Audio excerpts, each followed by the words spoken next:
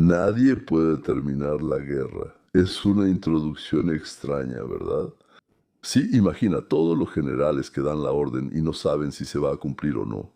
No porque la orden sea mala, ¿sí? Sino porque la mitad de los que la recibieron ya van rumbo a la frontera con las luces apagadas. Esto no es una escena de película, damas y caballeros. Esto es Irán esta primavera. Y ahora, la segunda imagen. El presidente del país más poderoso del mundo quiere terminar la guerra. Extiende la mano por encima de la mesa, pero enfrente hay una silla vacía. Y no porque el enemigo se haya dado la vuelta con orgullo, sino porque en Teherán ya no hay una persona cuya firma, bueno, signifique al menos algo. En 30 minutos les prometo explicarles qué es lo que realmente está pasando. Van a entender la crisis iraní más a fondo que 9 de cada 10 expertos en la televisión, o como les gusta llamarlos en los comentarios, expertontos. Ustedes van a notar lo que ellos pasan por alto mientras persiguen titulares llamativos. Y al final bajaremos de las alturas geopolíticas directamente hasta su gasolinera. Y responderemos a una pregunta muy terrenal. Si la paz no llega antes de octubre o noviembre, ¿podría todo esto afectar su bolsillo? ¿Y quién puede detener esto? Disculpen, déjenme corregirlo un poco. No es si podrá afectar, sino que tanto va a afectar su bolsillo. ¿Y puede alguien detener esto? Será inquietante y créanme, alentador. Así que quédense hasta el final. Porque ahí les espera algo que casi nadie dice en voz alta ahora. Todos miran el mapa, el estrecho, los misiles, los ataques, y todos hacen una sola pregunta. ¿Cuándo llegarán a un acuerdo? ¿Cuándo terminarán la guerra? Pero la pregunta correcta es otra. No es cuándo se sentarán, sino si realmente existe alguien que pueda hacerlo. Levantarse de la mesa y decirle a su pueblo, yo firmé esto y así será, es la ley. Para responder hay que mirar hacia adentro, donde el régimen no tiene una sola grieta, sino tres. Y esto se ha hecho evidente muy recientemente. El 28 de febrero, el ataque de Estados Unidos contra Teherán hizo lo que la revolución islámica había evitado. Durante 46 años, murió el líder supremo. Solo murió el líder supremo debido a una intervención hostil. Para que entiendas la magnitud, no fue el presidente quien murió. En el sistema de Teherán, el presidente es reemplazable y casi decorativo. El líder supremo es la cima de todo, del ejército, de los tribunales, del dinero, de la fe, de todo en general. Un hombre cuya palabra era la última por definición. Y ahora, esa palabra ha quedado en silencio. Una hermosa mañana, como dicen los estadounidenses. ¿Saben? Como en el ajedrez. Hay una pieza sin la cual la partida simplemente termina. Punto. Se acabó. Durante 46 años, toda la estructura se sostuvo en que arriba siempre había uno. Insustituible, inmortal, infalible. Y una mañana de febrero, eso dejó de existir. El régimen entró en pánico y apresuradamente empezó a llenar el vacío. Con el hijo, o sea, Mashtabaj Ilya, anunciado como el nuevo líder el 9 de marzo, pero pues la coronación resultó bastante débil y un poco sucia. Más de 30 miembros de la asamblea de expertos que debían votar boicotearon este asunto. El propio edificio de la asamblea para ese momento ya estaba destruido. Y el detalle final fue el siguiente. Incluso los más conservadores entre los creyentes, la facción Paidari, salieron y públicamente, citando el Corán, declararon: el trono no se hereda por sangre. O sea, es como una monarquía. Piensen en la ironía. Eso mismo contra lo que los iraníes hicieron la revolución del 79, ahora lo aceptan. Entonces, así, hacemos lo mismo. La república se ha convertido, bueno, como que en otra cosa, en aquello que derrocaron. Recuerden entonces una palabra: legitimidad. Pronto verán cómo precisamente su ausencia hace que la paz sea imposible por ahora. Cuerpo de la Guardia Revolucionaria Islámica, CGRI. Esto no es solo un ejército, es el corazón del régimen, su espada, su billetera, su policía secreta, su negocio, su misil, su ideología, la mitad de la economía. Todo eso es el cuerpo. Mientras exista, el régimen existe. Y desde principios del año 26, los remaches de este escudo empezaron a caerse. No huyen los soldados rasos, ellos tienen miedo. Huyen los oficiales de rango medio. Aquellos que ya tienen en mente la ruta por Turquía, Azerbaiyán y Afganistán. Los iraníes los graban, con el celular, directamente en los aeropuertos, en las fronteras. Imágenes de personas uniformadas saliendo silenciosamente del país. Y todo esto se difunde por la red. Pero los números son solo la mitad de la historia. La otra mitad es lo que la gente dice. Y eso es más aterrador que cualquier estadística. Me refiero a Irán. Un exoficial que huyó a Azerbaiyán habló bajo el nombre de Morad. Y aquí está su frase, que vale la pena recordar literalmente. Dentro del cuerpo, dijo Escalolón, muchos empezaron a sentirse como un escudo humano. ¿Qué significará eso? Resulta que los comandantes, en momentos de peligro, se escondían a sí mismos y a su círculo más cercano, como la familia y amigos, en un lugar seguro. Y las unidades ordinarias se quedaban en las bases abiertas a los ataques. A los superiores los evacuaban y a los más jóvenes los dejaban como carnada, o, como ellos dicen, como escudo.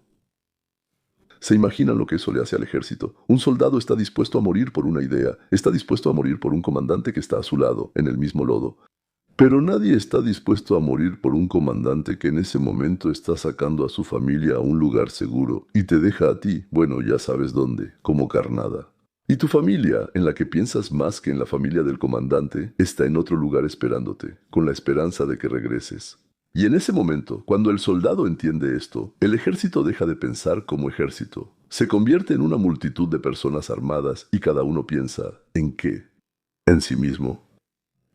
Eso en realidad es el fin de cualquier ejército. A esto súmale la paranoia. Los desertores dicen al unísono, la inteligencia del cuerpo, después del ataque a las instalaciones secretas, intensificó la vigilancia.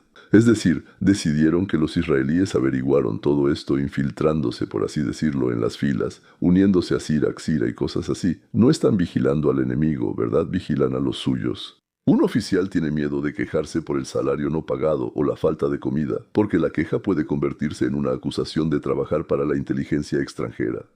Recuerdan en la Unión Soviética, ¿verdad? Los nuestros que están allá con ellos son agentes de inteligencia y los de ellos que están aquí con nosotros son espías. Y ahora viene la paradoja, que es la esencia de todo el drama. Al mismo tiempo que ocurría esta huida, el cuerpo reforzó su control. Es decir, empezó a apretar, por así decirlo, los cinturones, las correas y demás. Relegó al gobierno civil. El régimen cada vez pone más peso sobre esta columna, en la que ya apareció una grieta. Cuanto más presionas, más cerca está ese sonido. Y aquí me detendré un segundo, porque la confianza me importa más que una declaración rimbombante. Las declaraciones más dramáticas sobre deserciones masivas provienen principalmente de canales y plataformas, digamos, opositoras. Por supuesto, ellos tienen interés en exagerar la situación. No se preocupen demasiado por la magnitud, pero tomen en serio el hecho en sí. Un desertor es una anécdota. Decenas huyendo 3 fronteras y diciendo lo mismo, eso ya es una tendencia. Si en este momento se dieron cuenta de que por primera vez ven el panorama completo y no solo fragmentos de titulares, hagan una cosa. Suscríbanse y activen la campanita, damas y caballeros. Esto es importante para ustedes, para quienes aún no han visto este video. Los videos se publican en el canal todos los días. Y mañana analizaremos qué ha cambiado en 24 horas. Y ahora lo más importante, ahora 3 grietas se unirán en una sola respuesta, por eso es tan difícil detener esta guerra. La tercera grieta es la calle. Desde finales de diciembre hasta mediados de enero, Irán fue sacudido por protestas. No comenzaron por la política, sino por un refrigerador vacío. La moneda, después de la guerra del año pasado, perdió. ¿Cuánto fue? 40%. Primero los comerciantes, luego los estudiantes, después todos juntos. La represión fue brutal. Según los defensores de los derechos humanos, en el punto máximo de las protestas murieron alrededor de 3.400 personas. Alrededor de 10.000 personas fueron arrestadas. Y aquí hay un detalle que casi todos pasan por alto. En estos enfrentamientos murieron tanto combatientes del cuerpo como milicianos del Basij. Es decir, la gente en la calle no solo estaba bajo las balas, sino que también respondía. De alguna parte, la gente en la calle consiguió armas. Y cuando la gente deja de temerle a la muerte, la dictadura pierde el único argumento que realmente sabe usar. Ahora, vamos a juntar todo esto.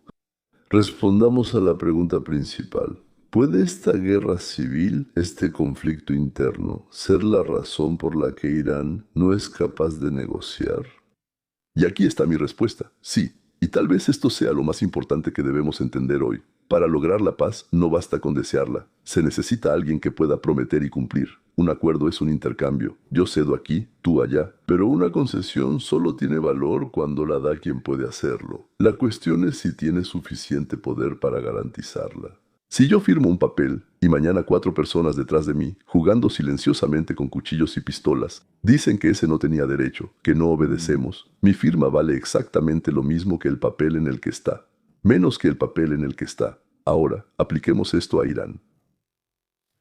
Entonces Mojtaba está sentado en el trono. Bueno, no sabemos dónde está sentado. Tal vez esté acostado o tal vez ya no esté. Pero al menos digamos que está ahí. Sí, al que un tercio del clero considera un ladrón. Basta con que él ceda. Y los sectores duros, donde gritan, el heredero que no merece el trono, ahora vende la sangre de su padre asesinado. Bueno, ahí está.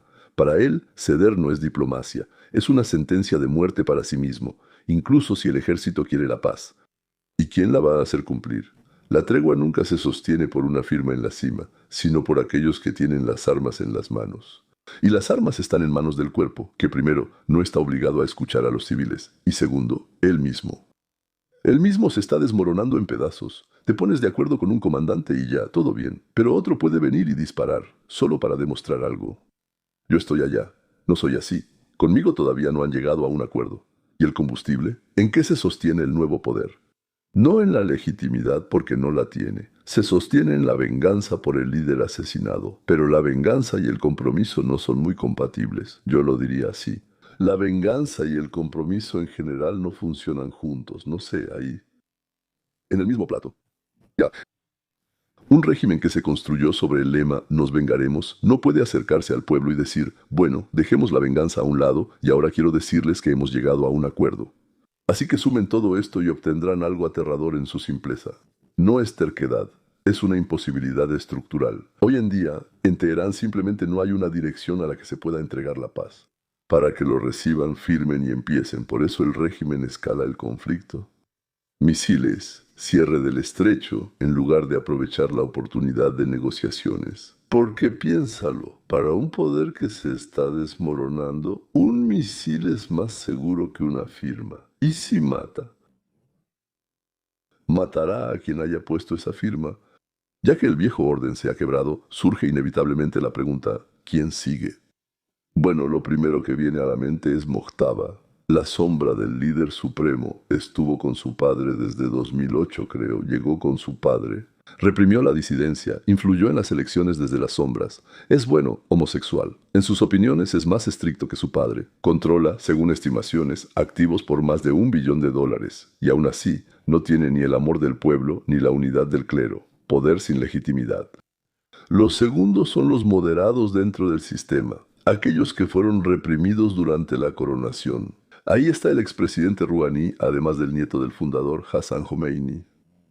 Su voz ha sido reprimida, pero no ha desaparecido. En un sistema que se está resquebrajando, los perdedores de ayer pueden convertirse en aspirantes. Y tercero, la oposición externa. Ante todo, Reza. Reza Pahlaví es el hijo del último Shah. Después de la muerte de Khomeini, volvió a ser una figura destacada de la oposición.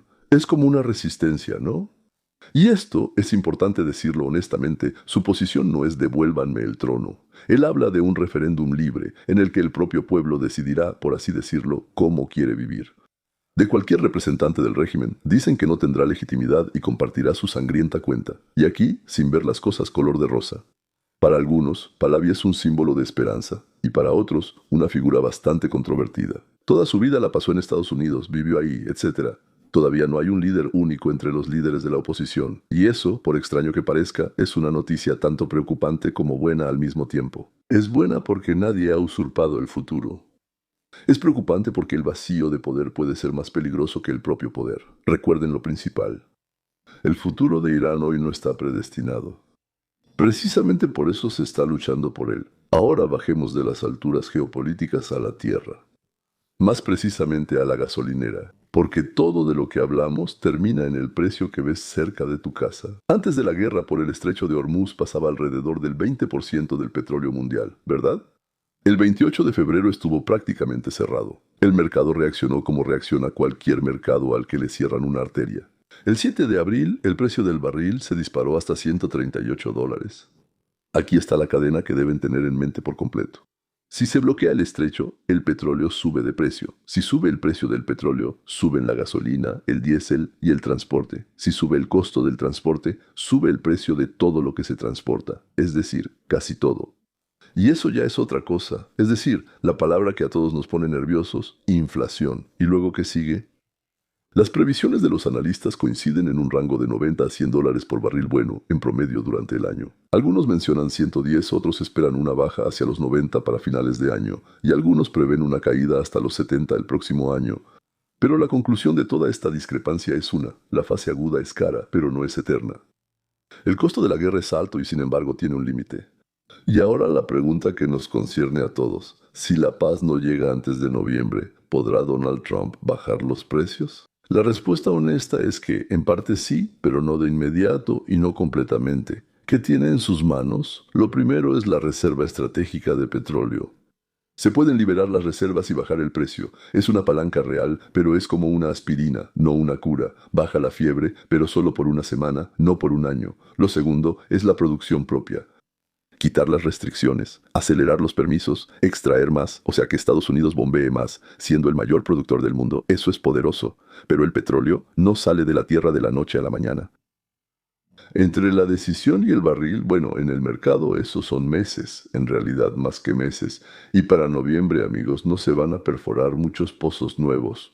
La tercera presión sobre la experiencia: convencer a Arabia Saudita y, bueno, a los Emiratos de abrir las llaves. Eso podría funcionar más rápido que nada, pero ellos tienen sus propios intereses y el precio alto a menudo les conviene. Son negociaciones, no una orden. Además, hay que transportarlo. Ellos tienen ciertos recursos ahí en sus terminales, pero de todos modos hay que llevarlo hasta el destinatario. Y la cuarta: aquí está la amarga verdad. La raíz del alto precio no está en los pozos, la raíz está en el estrecho. Mientras la garganta estrecha esté bloqueada, ninguna reserva y ninguna perforación devolverán el mercado a, bueno, digamos, a lo que era cuando esos mismos 20 participaban en el mercado. Es decir, la verdadera palanca no es petrolera, es diplomática, militar, abrir y asegurar el estrecho, solo así. Y nosotros acabamos de analizar por qué eso es tan difícil. No hay con quién negociar, el círculo se ha cerrado. El precio en su gasolinera no dependerá de la habilidad para extraer petróleo, sino de si logran calmar a un régimen que no es capaz de perder la paz. Así que responderé directamente. Para noviembre, Trump puede suavizar el golpe, bajar los precios a niveles cómodos, bueno, solo a los de antes de la guerra, cuando se abra el estrecho. Y el estrecho se abrirá no por la economía, sino por cómo termine esa misma conflicto interno iraní con la que empezamos. Les prometí que sería esperanzador, y que esto no es un premio de consolación al final de una historia sombría, es una conclusión que honestamente se deriva de todo lo dicho. Sí, entonces parece ingenuo esperar acuerdos bonitos y rápidos. O sea, terminar para finales del mes pasado, máximo a mediados de ahora, julio, junio prácticamente. Parece imposible, así que el precio de las vacunas sin inyección seguirá molestando al mundo, no lo oculto. Pero miren la misma situación desde otro ángulo. Un régimen que no puede llegar a un acuerdo porque se desmorona desde adentro es un régimen que se desmorona desde adentro. Esa es una noticia completamente diferente a que la tiranía invencible volvió a superar a todos. Guerras como esas a menudo no terminan con una firma en la cima, sino con que ya no hay nadie arriba para seguir luchando. No con un acuerdo, sino con un cambio. Cuando un oficial graba con su teléfono cómo sus compañeros cruzan la frontera corriendo. Cuando un soldado se da cuenta de que es un escudo humano para su comandante, quien esconde a su familia y solo piensa en ella. Cuando la gente en la calle deja de temerle a las balas, cuando el trono se sostiene solo con 44 votos, eso no es una imagen de poder ante la que uno deba rogar por la paz. Esa es la imagen de una estructura que se quedó sin combustible interno. Hay otra razón por la que vale la pena mantener la esperanza abierta: los propios iraníes. Un pueblo que salió no por una ideología ajena, sino por lo más simple y lo más grande. Por el derecho a decidir sobre su propia vida, su trabajo, su futuro. Bajo las balas demostró que valora la libertad más que el miedo. Estos impulsos se pueden reprimir por un mes, por un año. Pero una idea cuyo tiempo ha llegado no se puede fusilar. Imposible, solo se puede posponer. Fusilar, una vez más, es imposible, pero... Así que no se apresuren a entristecerse porque la paz no se firme mañana. A veces, la ausencia de un acuerdo con la tiranía no es un fracaso. Es una señal de que la tiranía ha llegado al punto en que ya no serán necesarios acuerdos con ella. La ventana está abierta por primera vez en casi medio siglo. Y detrás de ella no hay vacío. Detrás de ella hay 80 millones de personas que entendieron lo que hemos estado analizando durante todo el programa de hoy. Fueron mantenidos bajo el miedo, no porque arriba hubiera fuerza, sino porque abajo durante demasiado tiempo creyeron que no podían vencer ese poder. En eso dejaron de creer. Y eso es lo más importante que sucedió en Irán este año. Si este análisis les pareció interesante, si les aclaró algo, denle like. Ayuda a que estos videos lleguen a personas que quieren pensar y no entrar en pánico. Y suscríbanse, aquí sale un gran episodio todos los días. Noticias más análisis, tranquilo y al grano. Y si eres de los que no solo quieren saber qué pasa, sino que es más importante entender por qué sucede y cómo está organizado, entonces tengo un segundo canal llamado Mapa de Ruta hacia la Libertad. 2 episodios profundos a la semana. ¿Dónde estamos? Tratamos de llegar hasta la raíz, al fondo, al origen. El enlace está en la descripción. Entra. Ahí pensamos, reflexionamos y hacemos suposiciones juntos. Adiós y cuiden su libertad. Se devalúa justo cuando dejan de creer en ella, cuando dejan de prestarle atención. Hasta mañana.